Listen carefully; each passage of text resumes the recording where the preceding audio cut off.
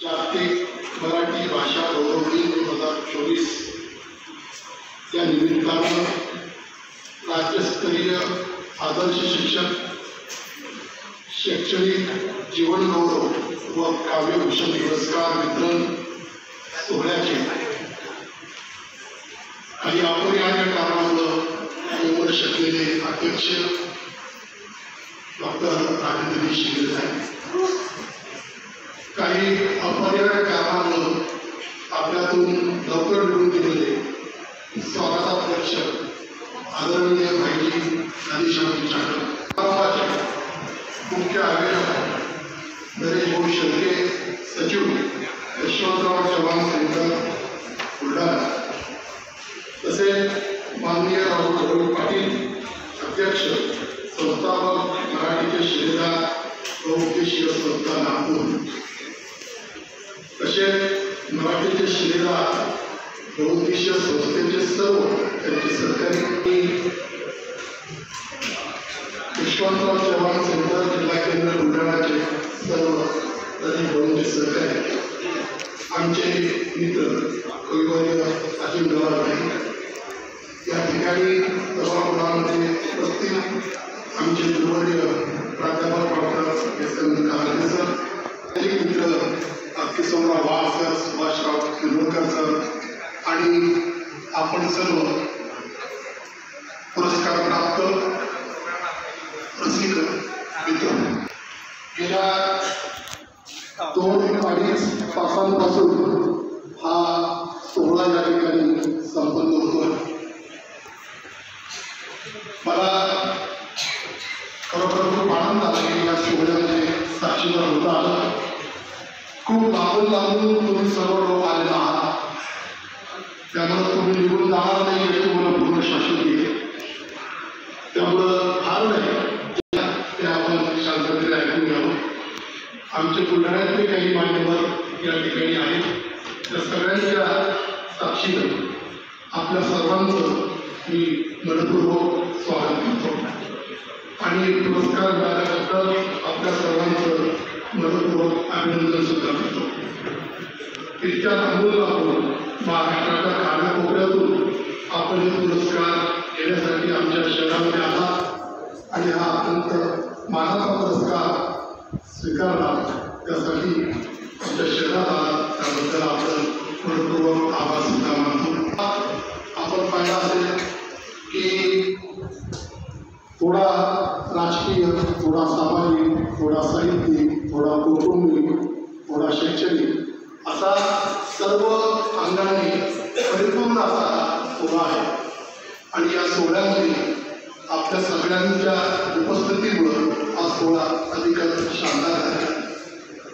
तो नुसता उपस्थितीने शानदार झालेला आहे तर तुमच्या सगळ्यांच्या आणि माझ्या डोक्यावरच्या भेटल्यामुळे सुद्धा त्याला एक प्रकारचं वेगळं वैभव आणि एक समृद्धी प्राप्त झालेली आहे. मित्र, मला माननीय राहुल पाटील मराठीचे शिलेदार बहुउद्देशीय संस्था यांचं मनपूर्वक या ठिकाणी अभिनंदन करायचं की त्यांनी एकाच वेळी 15 कविता संग्रहांचं या ठिकाणी प्रकाशन केलं. महाराष्ट्रातल्या वेगवेगळ्या भागातून नव्यानं निघाले आपण सगळे कवी मित्र त्यांना एकत्र ठेवलं, त्यांच्या कविता मिळवलं, छापलं. सगळा जो सोपस्कार आहे तो काही सोपा नसतो. एक कविता छापून येण्याकरता आमची काय दर्शा होते हे आम्हाला माहिती आहे. तुम्ही तिथं कोणाच्या पूर्ण संग्रह या कवींचे छापून त्यांना त्याचं प्रकाशन या ठिकाणी घडवून आणलं, त्याबद्दल आपले बरोबर मनपूर्वक आभार. आणि सर्व निर्णायक कवी मित्रांना माझी या ठिकाणी आवर्जून एक विनंती राहील की पुष्पाळानंतर जन्मदिवस आला आहे, मराठी भाषा गौरव दिन म्हणून आपण साजरा करतो. तुम्ही या चंद्रांच्या निमित्तानं पुष्पाळांच्याच म्हणजेच मराठीतल्या कवी कुळामध्ये पाऊल ठेवलेलं आहे आणि मराठीतल्या कवींचं कुळ हे इतकं समृद्ध, श्रीमंत आणि संपन्न आहे की त्यामध्ये पाऊल ठेवण्याची लायकी मिळवणं ही सुद्धा खूप मोठी त्यामुळं या कुळात तुम्ही आलेला आहात. नुकताच सगळं प्रकाश होऊन तुमचा या प्रवास सुरू झालेला आहे आणि हा प्रवास खूप खडतर असतो, कठीण असतो. कविता लिहिणं, ती जगण्याचा भाग बनवणं आणि कवितेसाठी संपूर्ण आयुष्य दिलं ही अतिशय खडतर अशी साधना असते. ही साधना तुम्ही स्वीकारली असेल मानतो आणि म्हणून कवितेला तुम्ही साधना समजून तुमचा पुढचा प्रवास करावा. तुम्हाला अधिकाधिक चांगल्या पद्धतीची कविता लिहिता यावी.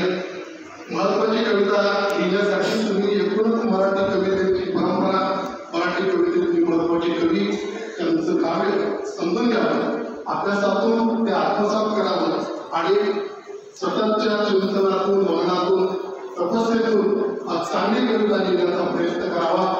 त्यासाठी तुम्हा सगळ्यांना मी मनपूर्वक शुभेच्छा देतो. मित्रांनो, मराठी भाषा दिनाच्या आजच्या या सोहळ्याच्या निमित्तानं आपण भाषेविषयी चिंता करत असतो. आदरणीय भाईजी राजेशांचे चांडा त्यांच्या भाषणामध्ये अभिजात मराठी भाषेबद्दल बोलले. ते म्हणाले की सतत अभिजात मराठी भाषेला अभिजात दर्जा मिळावा म्हणून साहित्य संमेलनामध्ये ठराव घेतले जातात, पण प्रत्यक्षात कर्तव्य घडत नाही. वेगवेगळ्या पद्धतीनं आपण फक्त भाषेच्या अभिजातपणाबद्दल बोलत असतो, पण प्रत्यक्षात भाषेला अभिजात दर्जा मिळावा यासाठी जे प्रयत्न करायचे असतात तो एकटा शासनाच्या मागे लावावा लागतो. त्यात आपण कुठेतरी कमी पडत असतो. म्हणून आजपर्यंत आपल्या मराठी भाषेला अभिजात भाषेचा दर्जा मिळाला नाही, पण ती प्रक्रिया सुरू आहे. लवकरच ती गोष्ट सुद्धा घडेल अशी आशा करायला हरकत नाही. आईजी बोलता बोलता म्हणाले की आजची एकूणच शिक्षण व्यवस्था, आजच्या आपल्या शिक्षण व्यवस्थेमधलं जी दुरवस्था, शिक्षक आणि विद्यार्थी यांची गुणवत्ता, या सगळ्या बाजूला त्यांनी त्यांच्या छोट्याशा भाषणात निर्देश केला. ही सगळी आपल्या सगळ्यांनाच काळजी करावी, आपण सर्वांनी काळजी करावी की आपण मराठी बोलतो आणि मराठीवर प्रेम करतो. ही आपली भाषा आहे, आपल्याला अभिमान आहे, परंतु ती सतत वृत्तीगत व्हावी, तिचा सन्मान व्हावा. त्याकरता मराठीसाठी आपण काय करतो हे समजून घेणं अत्यंत महत्वाचं आहे. कारण म्हणजे आपल्याला आपल्या भाषेचे संस्कार, आपल्या तोंडावाटे शब्द प्रत्ययाच्या आधीच भाषा आपल्या कानावर पडते आणि आपल्या भाषेची जी नाळ आहे ती नाळ आपल्या कानांशी जोडलेली असते, आपल्या प्राणांशी जोडलेली असते. शरीरातून रक्त वाहवं की आपल्या व्यक्तिमत्वातून भाषा वाहत असते. जसं आपण आपल्या रक्ताला वेगळं करू शकत नाही आपल्या शरीरातून आणि जगण्यातून, तसं आपण आपल्या भाषेला सुद्धा आपल्या जगण्यातून, आपल्या व्यक्तिमत्वातून वेगळं करू शकत नाही. तो प्रवाह थांबवणं हे अशक्य असते. जी गोष्ट आपल्याला सहज मिळते तिची आपल्याला किंमत नसते, श्रमाने मिळवावी लागते. जी गोष्ट मिळवण्याकरता कष्ट खावे लागतात, आयुष्य पणाला लावावं लागतं, तेव्हा त्या गोष्टीची आपल्याला किंमत कळते. भाषा ही आपल्याला सहज मिळालेली गोष्ट आहे, जी मिळवण्याकरता आपल्याला कोणतेही सायास करावी लागत नाही. आपण ज्या आईच्या पोटी जन्माला येतो त्या आईची भाषा तिच्या आपल्या गर्भात असल्यापासून आपण ऐकत असतो आणि आईच्या दुधाबरोबर भाषा ही आपल्या शरीराचं पोषण करत असते. तिच्या पोषणानं आपण समृद्ध होत असतो. दूध शरीराचं पोषण करतं, तर भाषा ही मनाचं पोषण करत असते. शरीर आणि मन जर सकट असेल, चांगलं त्याचं पोषण झालेलं असेल तरच चांगला माणूस, चांगली व्यक्ती घडण्याची प्रक्रिया घडत असते. आणि म्हणून मित्रांनो, ज्या भाषेचा घास घेऊन आपण जगतो त्या भाषेविषयी कृतज्ञता व्यक्त करणं, ती भाषा ही आपल्या श्वासासारखी आपल्यामध्ये असते, तिच्याविषयी अभिमान बाळगणं या कृतीवर आपण करतो. परंतु त्याशिवाय ती भाषा जगावी, टिकावी, वाढावी यासाठी आपल्याला काय करता येईल याचा आपण सतत प्रयत्न करत राहायला पाहिजे. व्यवहारामध्ये तर आपण भाषा बोलतोच, ती भाषा बोलण्यानं आपला संवाद होतो, आपला आदान प्रदान होतं, आपलं संप्रेषण करून देतो. परंतु भाषा तेवढ्यानं जिवंत राहणार नाही. भाषा जिवंत राहावी, चिरकाल टिकावी यासाठी आपल्याला भाषेच्या संबंधित सगळ्या गोष्टी त्यामध्ये सुद्धा तनमन धनानं आपल्याला सहभागी व्हावी लागेल. आपली वाचन प्रक्रिया अत्यंत रोडवलेली आहे. आपल्या घरामध्ये वाचनासाठी पुस्तकं नाही, आपल्या मुलांच्या हातात आपण गोष्टीची पुस्तकं देत नाही, शाळांमधल्या मुलांच्या हातात आवडतं वाचनाची पुस्तकं नाही. जी पुस्तकं मुलांना भरणपोषण करणारी आहे. वाचन आहे वेगळ्या प्रकारचा आपल्या जगण्याचा अविभाज्य भाग करून घेणं, ते जर झालं नाही तर आपल्या भाषेची आपण दुसरी काळजीच करतो. दुसरी पिढी, उद्याची पिढी जर आम्ही लेखक लिहितो ते वाचणारी पिढी जर जन्माला आली नाही, ती पिढी त्या पद्धतीने संस्कारित झाली नाही तर साहित्यिकांच्या शब्दाला किंमत होणार आहे. आणि साहित्यिकांच्या शब्दाला किंमत उरली नाही तर स्वाभाविकपणे भाषेचं मूल्य हे घसरत जातं. भाषा दैनंदिन व्यवहारातून आदान प्रदान करते, पण साहित्यामध्ये जी भाषा असते ती संस्कृतीचं आदान प्रदान करते, आपल्या संस्कृतीचं भरणपोषण करते. लेखकाच्या कवीच्या लेखणीतून म्हटला जो शब्द असतो तो भाषेचा कस घेऊन आलेला असतो, भाषेची समृद्धी घेऊन आलेला असतो. ते साहित्य टिकवणं, लेखकांचं लेखन टिकवणं हे आपलं महत्वाचं काम आहे. आणि त्यासाठी व्यावहारिक पातळीवर आपण सगळ्यांनी, शासकीय पातळीवर आणि राष्ट्रीय पातळीवर मराठी भाषा बोलणाऱ्या सगळ्यांनी प्रयत्न करायला हवा असं मला आवर्जून वाटतं. मी आपला अधिक वेळ देणार नाही, पण या ठिकाणी आपण सन्मान बोलवलं, माझ्या हातून आपण सर्वांनी सत्कार स्वीकारला आणि या अतिशय वेगळ्या कार्यक्रमाचं मला साक्षीदार होता आलं त्याबद्दल मी आपल्याकडचे धन्यवाद मानतो. तुम्हाला सगळ्यांना मनपूर्वक शुभेच्छा देतो. फक्त एवढंच सांगतो की लिहिणाऱ्यांनी लेखन हे बसा साधनात समजून करावं.